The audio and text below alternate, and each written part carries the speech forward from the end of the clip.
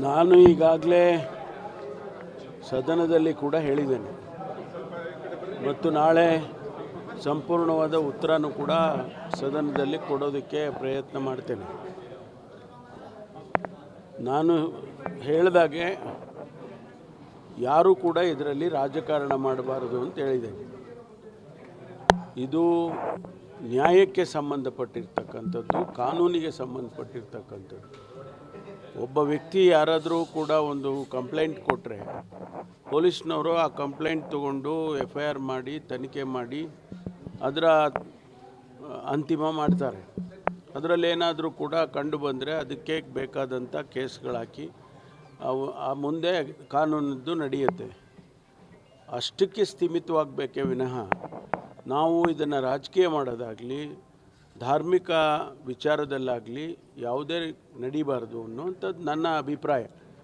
ಹಾಗಾಗಿ ಅದನ್ನು ಪೊಲೀಸ್ನವ್ರಿಗೆ ಬಿಟ್ಟರೆ, ಈಗೇನು ಇನ್ವೆಸ್ಟಿಗೇಷನ್ ಆಗ್ತಾಯಿದೆ, SIT ನಡೀತಾ ಇದೆ, ಅದು ಅಂತಿಮ ಆಗೋದಕ್ಕೆ ಬಿಟ್ಟರೆ ಅವನು ಸತ್ಯಾಸತ್ಯತೆ ಗೊತ್ತಾಗತ್ತೆ. ಅದು ಬಿಟ್ಟು ಸುಮ್ಮನೆ ರಾಜಕೀಯ ಮಾಡೋದು ಮತ್ತು ಇದಕ್ಕೆ ಧಾರ್ಮಿಕ ವಿಚಾರಗಳನ್ನು ಎಳೆದು ಇದಕ್ಕೆ ತರೋದು ಇದೆಲ್ಲ ಆಗಬಾರ್ದು. ಸರ್, SIT ಏನಾದರೂ ಮಧ್ಯಂತರ ವರದಿ ಕೊಡುತ್ತೆ ಸರ್? ಅಲ್ಲ, ಅದು ಅವರು ತೀರ್ಮಾನ ಮಾಡ್ತಾರೆ. ನಾವು ಸರ್ಕಾರ ಅವರಿಗೆ ಹೀಗೆ ಮಾಡಿ ಹಾಗೆ ಮಾಡಿ ಅಂತ ಹೇಳೋದಿಲ್ಲ.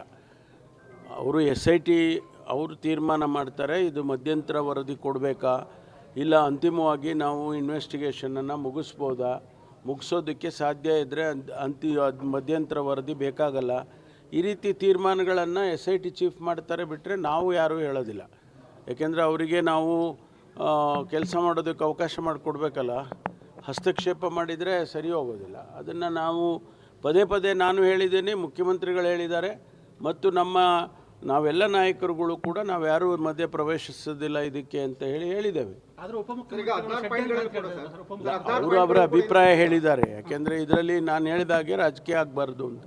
ಆದ್ದರಿಂದ ಇದು ರಾಜಕೀಯದ ದಿಕ್ಕಿಗೆ ಹೋದರೆ ಏನಾಗ್ಬೋದು ಅಂತ ಊಹೆ ಮಾಡ್ಕೊಳ್ಳಿ ನೀವು. ಅದರಿಂದ ನನ್ನ ವಿನಂತಿ ಏನು ಅಂದರೆ ಯಾರೂ ಕೂಡ ಇದರಲ್ಲಿ ರಾಜಕೀಯ ಮಾಡಬಾರ್ದು. ಸರ್, SIT ಏನಾದರೂ ಮಧ್ಯಂತರ ವರದಿ ಕೊಡುತ್ತೆ ಸರ್? ಅಲ್ಲ, ಅದು ಅವರು ತೀರ್ಮಾನ ಮಾಡ್ತಾರೆ. ನಾವು ಸರ್ಕಾರ ಅವರಿಗೆ ಹೀಗೆ ಮಾಡಿ ಹಾಗೆ ಮಾಡಿ ಅಂತ ಹೇಳೋದಿಲ್ಲ. ಅವರು SIT ಅವರು ತೀರ್ಮಾನ ಮಾಡ್ತಾರೆ. ಇದು ಮಧ್ಯಂತರ ವರದಿ ಕೊಡಬೇಕಾ, ಇಲ್ಲ ಅಂತಿಮವಾಗಿ ನಾವು ಇನ್ವೆಸ್ಟಿಗೇಷನನ್ನು ಮುಗಿಸೋದಕ್ಕೆ ಸಾಧ್ಯ ಇದ್ದರೆ ಮಧ್ಯಂತರ ವರದಿ ಬೇಕಾಗಲ್ಲ. ಈ ರೀತಿ ತೀರ್ಮಾನಗಳನ್ನು SIT ಚೀಫ್ ಮಾಡ್ತಾರೆ, ಬಿಟ್ಟರೆ ನಾವು ಯಾರೂ ಹೇಳೋದಿಲ್ಲ. ಯಾಕೆಂದರೆ ಅವರಿಗೆ ನಾವು ಕೆಲಸ ಮಾಡೋದಕ್ಕೆ ಅವಕಾಶ ಮಾಡಿಕೊಡ್ಬೇಕಲ್ಲ.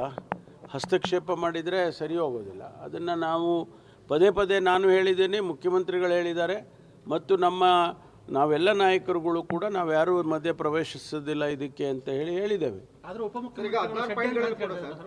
ಅವರು ಅವರ ಅಭಿಪ್ರಾಯ ಹೇಳಿದ್ದಾರೆ. ಯಾಕೆಂದರೆ ಇದರಲ್ಲಿ ನಾನು ಹೇಳಿದಾಗೆ ರಾಜಕೀಯ ಆಗಬಾರ್ದು ಅಂತ. ಆದ್ದರಿಂದ ಇದು ರಾಜಕೀಯದ ದಿಕ್ಕಿಗೆ ಹೋದರೆ ಏನಾಗ್ಬೋದು ಅಂತ ಊಹೆ ಮಾಡ್ಕೊಳ್ಳಿ ನೀವು.